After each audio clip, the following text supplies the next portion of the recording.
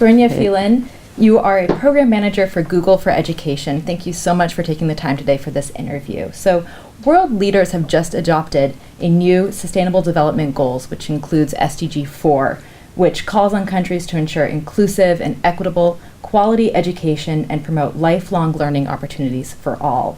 So over the next 15 years, what kind of role do you see big data, cloud computing, and geolocation tools playing to help make this a reality?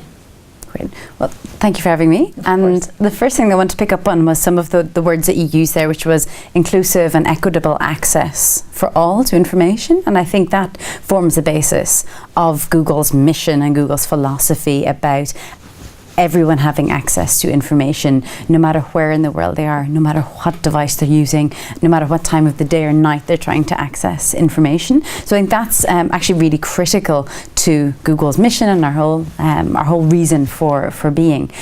So one of the things, just to give you some examples, if we're looking at lifelong learning, YouTube is a really fantastic example of how people can upload videos, like Sal Khan did when he started off the Khan Academy, just by simply uploading simple tutorial videos to YouTube, which has then spawned this enormous organization which helps people around the world in lifelong learning goals. And that, I think, is really a really fantastic story from Google's point of view, because it's basically building on our platform in order to allow everyone across the world access to information.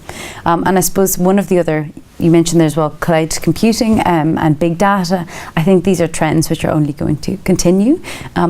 Consumers nowadays need to be able to access their information wherever they are.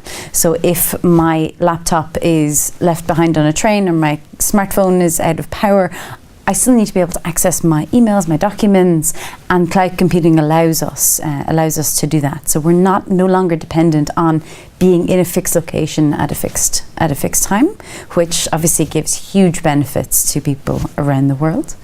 And also the trends around big data. I mean, I think this is just something that we're just going to see growing and growing. As you know, there's so much data in the world. The problem now is not that we don't have access to information. There's so much information online. The next big step is how do we use that information in a useful way? How can we collect that information and use it effectively in our jobs, in our schools, in order to realize our conclusions. And how do you see these trends and tools playing a role in the actual processes of planning education?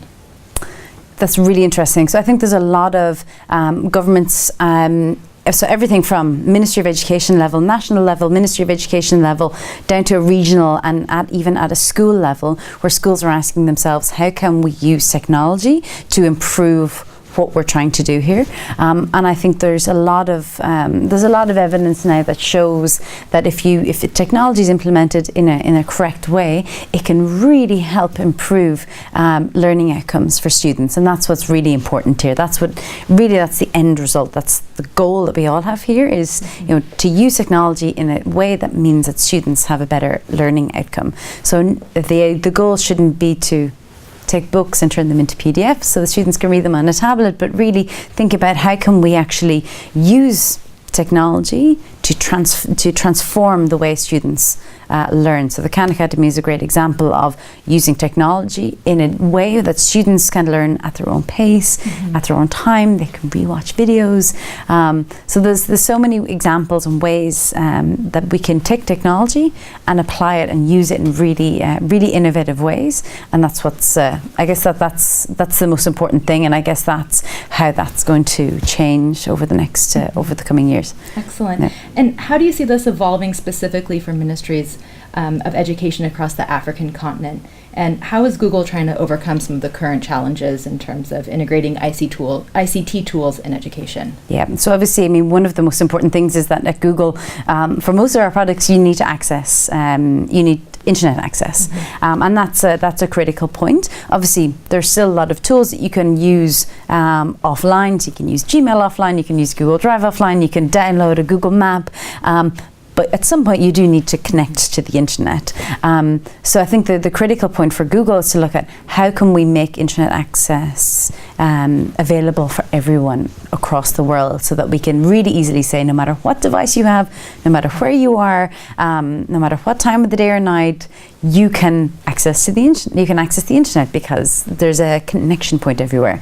And when we're looking at some of the crazy ideas that Google are thinking of, there's things like Google the Loon project, which are balloons which are floating across land, whereby you can connect through the Google balloons to Wi-Fi. All sorts of really crazy ideas, thinking about how can we make internet access really, really easy, and almost how do we make that a human right for people.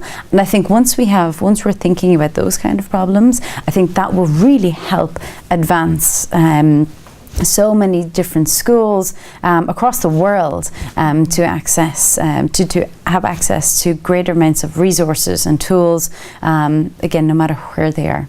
Excellent. Well, thank you so much for your time today. Really Thank you. Appreciate it.